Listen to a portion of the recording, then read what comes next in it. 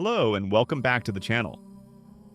Today we're exploring something extraordinary, a permanent human base on the moon, advanced structures, mining operations, and according to declassified satellite imagery and astronaut testimonies, it's been there for decades. What if we've never stopped going to the moon? What if the Apollo missions were just the public face of a much larger secret program? What if there's a permanent American base on the lunar surface right now, operating completely outside public knowledge? This isn't science fiction. High-resolution satellite images show artificial structures. Astronauts have given testimonies about what they really saw, and declassified documents confirm ongoing lunar operations that NASA never talks about. Today we're uncovering the evidence that proves a secret moon base exists and exploring why governments have kept it hidden from the world for over 50 years. Everyone knows the official story. NASA landed on the moon 6 times between 1969 and 1972. Apollo 11, Apollo 12, Apollo 14, Apollo 15, Apollo 16, Apollo 17. Then suddenly the program stopped. No explanation, no return trips, just silence. But here's what's suspicious. The technology suddenly disappeared. The Saturn V rockets were retired, the lunar landers mothballed, the lunar rovers dismantled, all of it scrapped. No museum pieces, no follow-up missions, nothing. Why spend $25 billion developing the capability to go to the moon, achieve it 6 times, then abandon it completely? The official explanation was budget cuts. But the Vietnam War was winding down. NASA's budget should have increased, not disappeared. Something else was happening behind the scenes. While the public Apollo program ended, classified military space programs continued. The technology didn't disappear. It was redirected into black budget programs, programs with unlimited funding, programs operating completely outside congressional oversight. According to insiders, the real lunar exploration program began after Apollo, not before. Military engineers took the Apollo technology and advanced it dramatically. They built permanent structures. They established bases. They began mining operations using technology decades ahead of what NASA showed the public. The Apollo mission served 2 purposes: scientific exploration for the public and military reconnaissance for establishing future bases. Every mission gathered critical data about potential base locations, resource deposits, radiation levels, construction challenges, all classified. Fast forward to today. High-resolution lunar orbiters have captured images that don't match the official narrative. NASA's Lunar Reconnaissance Orbiter, India's Chandrayaan missions, China's Chang'e probes. All have photographed the lunar surface in unprecedented detail. Look at the South Pole, the Shackleton Crater region. Officially interesting because of potential water ice. But the images show something more.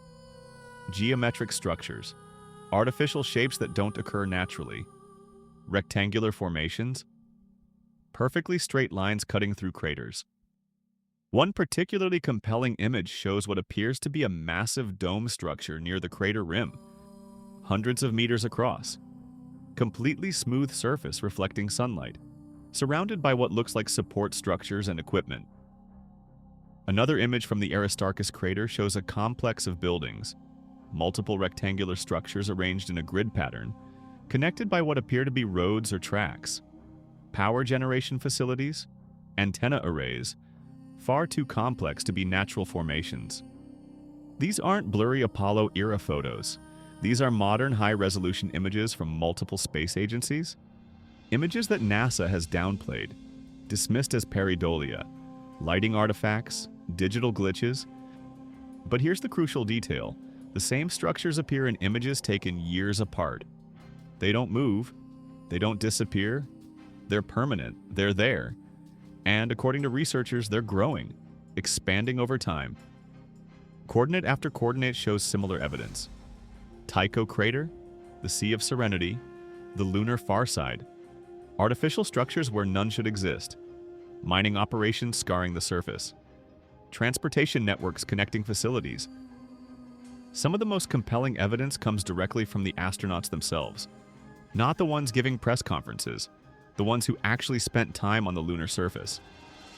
Buzz Aldrin has given cryptic interviews suggesting there were other lunar visitors before Apollo. Edgar Mitchell, the sixth man to walk on the moon, stated publicly that governments have been in contact with extraterrestrials and that alien bases exist on the moon. But the most explosive testimony comes from Dr. Ken Johnston, former chief of data processing for NASA's Lunar Receiving Laboratory.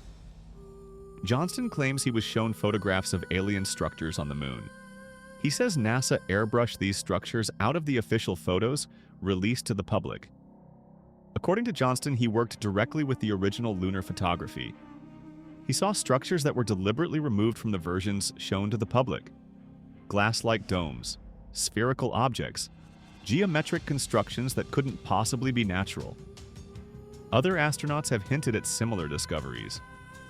Neil Armstrong reportedly made a radio transmission during Apollo 11, stating they were being watched by large craft. The transmission was never repeated publicly. Gordon Cooper, one of the original Mercury astronauts, went public before his death, stating that NASA was covering up evidence of extraterrestrial activity on the moon. Cooper claimed he had personally seen classified films showing alien craft landing on the lunar surface. These aren't fringe figures, these are astronauts, military test pilots, men trained to observe and report accurately, men who underwent extensive debriefings after their missions, debriefings the public never saw. If these structures exist, who built them? According to whistleblowers, it was the United States Air Force, not NASA. The Air Force Space Command established permanent lunar bases beginning in the 1970s. The primary base is located at the lunar South Pole in the Shackleton Crater region. Officially interesting for water ice, but strategically perfect for a military base. Permanently shadowed crater providing natural radiation shielding. Water ice for life support and fuel production. Solar power from crater rim locations. The base consists of multiple domes, underground habitats, mining operations extracting helium-3 for fusion power generation. Helium-3 is abundant on the moon and virtually non-existent on Earth. 1 ton of helium-3 could power the United States for an entire year. Adjacent facilities include manufacturing plants, weapon testing ranges, launch complexes for further solar system exploration. The base supports a permanent population of military personnel and contractors, rotating crews, resupply missions from Earth. Advanced propulsion systems make regular lunar trips routine. Nuclear thermal rockets, plasma drives, electromagnetic launch systems, technology that would be front-page news if revealed to the public. The base serves multiple purposes: strategic military positioning, resource extraction, scientific research, forward operating base for Mars missions. Helium-3 mining represents trillions of dollars in future energy wealth. Whoever controls lunar helium-3 controls the future of clean energy. If lunar bases exist, why keep them secret? The answer involves strategic advantage, economic control, and geopolitical dominance. First, military advantage. A permanent lunar base represents the highest ground possible. Unmatched surveillance capabilities. Weapon platforms that could strike anywhere on Earth within hours. Orbital dominance no other nation could challenge. Second, economic control. Helium-3 represents the energy source of the 21st century. Controlling lunar mining means controlling future global energy markets. Trillions of dollars in wealth. Strategic energy independence. Third, technological superiority. The propulsion systems, life support technology, construction methods required for permanent lunar bases represent decades of advancement beyond public knowledge. Revealing this technology would trigger an arms race. Other nations would demand access or attempt to develop competing capabilities. Fourth, avoiding panic. Permanent lunar bases suggest long-term planning far beyond public disclosure timelines. Government capability far exceeds public expectation. This gap in perception could undermine social stability. Fifth, international relations. Other nations have their own lunar programs: China, Russia, India. The existence of American lunar bases would inflame tensions, accusations of imperialism, demands for shared access, potential military confrontation. So the decision was made. Keep lunar operations completely classified. Let NASA present the civilian program. Let the public believe we've abandoned the moon, while military lunar bases expand operations in complete secrecy. Recent developments suggest the secret may not stay secret forever. NASA's Artemis program returns humans to the moon. Private companies like SpaceX develop heavy lift rockets. International lunar missions increase in number. These civilian programs provide perfect cover for expanding military lunar operations, increased traffic, more infrastructure, larger facilities, all hidden in plain sight amidst legitimate scientific missions. The satellite images continue to accumulate.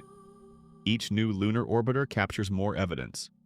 More structures, more artificial features, more questions that demand answers.